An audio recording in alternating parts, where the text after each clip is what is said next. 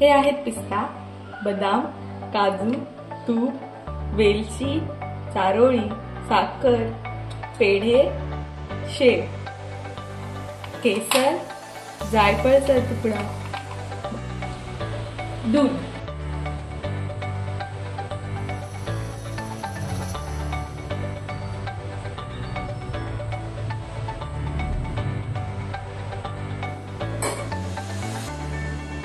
आपण इथे अर्धा लिटर दूध तापत ठेवत आहोत.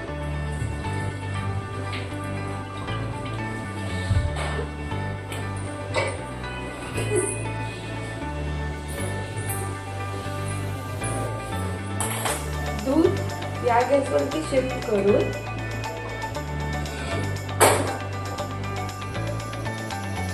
इकडे आपण कढई तापत ठेवू.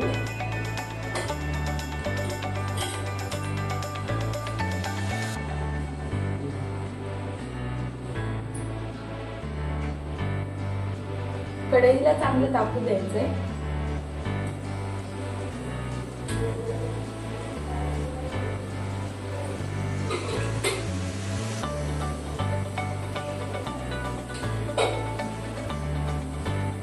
कढई आपली तापलेली आहे. आता मी त्याच्यात 1 चमचा तूप घालते.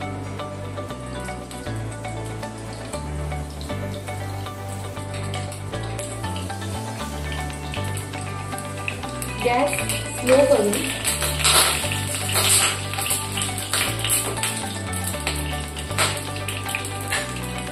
त्यात मी ही शेव घेते. की बघा, एवढी साधारण वाटी शेव घालून आपण तिला भाजून घ्यायचं.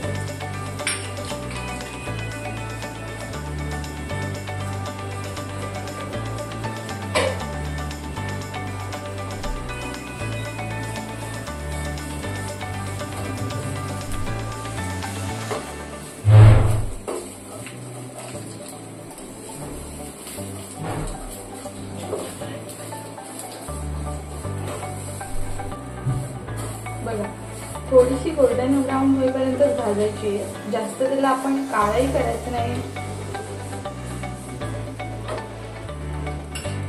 शेव शिजेल इतकंच थोडंसं पाणी मी त्याच्यात टाकते.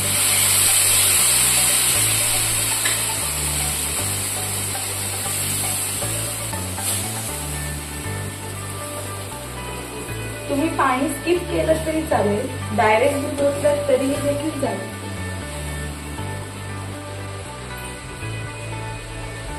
बघा, पाणी निथळून गेलेलं आहे. आता मी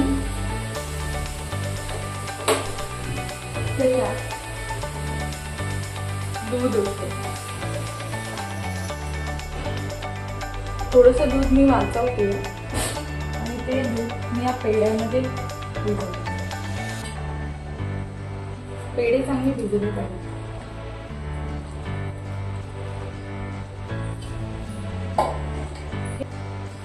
पेढे हे त्याच्यामध्ये चांगले विरघळतील म्हणून मी त्याला गरम दुधामध्ये भिजत ठेवते.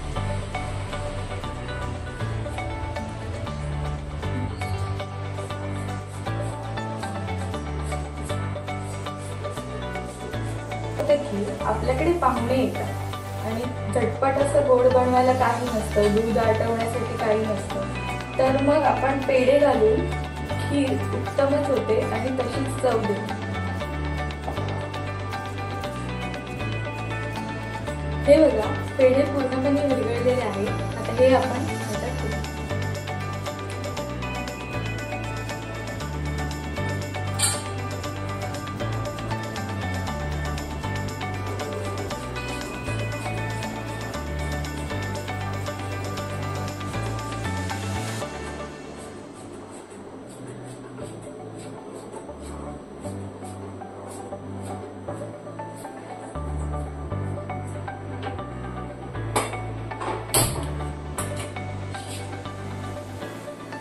खीर मी दुसऱ्या साईडला ठेवून फ्राय पॅन गरम करायला ठेवत आहे.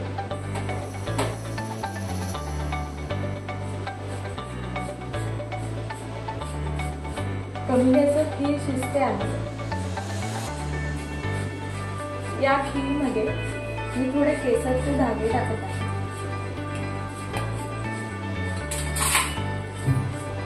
तुम्ही हे स्किप करू शकता आणि चवीत नाही तर कलरमध्ये फक्त थोडासा फरक येतो.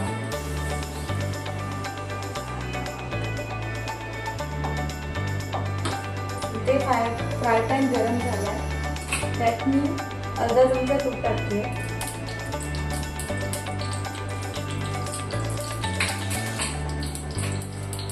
त्यात छोटे काप केलेले काजूगर,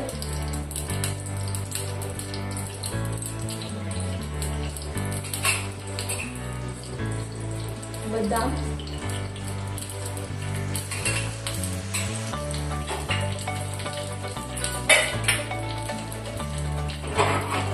हळदी,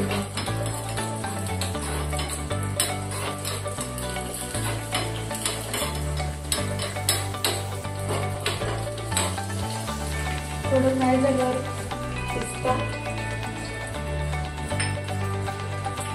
चारोळी थोडंसं भाजून घ्यायचं, जास्त नाही.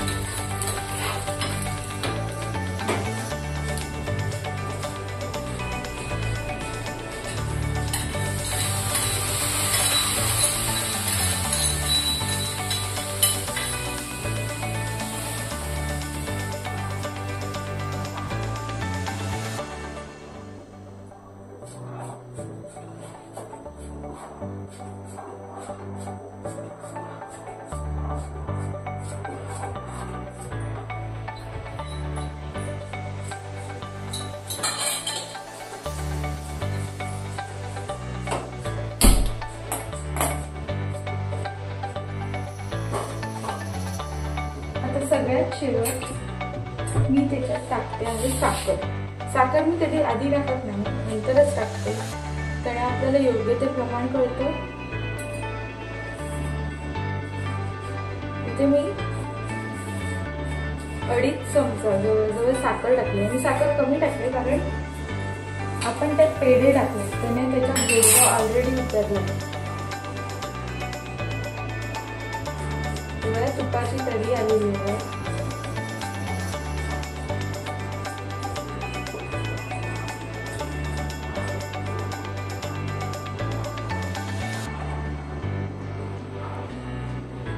आता सगळ्यात शेवट वेलची पूड,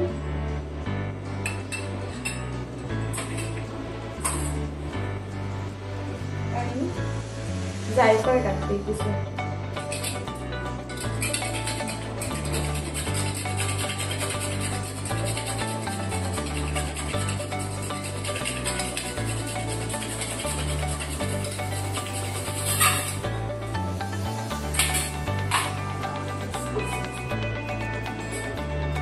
एक मिनिट शिजू द्यायचं आहे.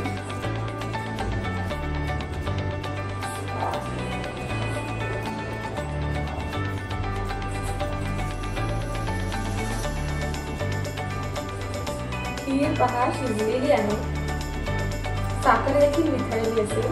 आता आपण गॅस बंद करूया आणि ती सर्व करूया. आता तुम्ही इथं आस्वाद घेऊ शकता.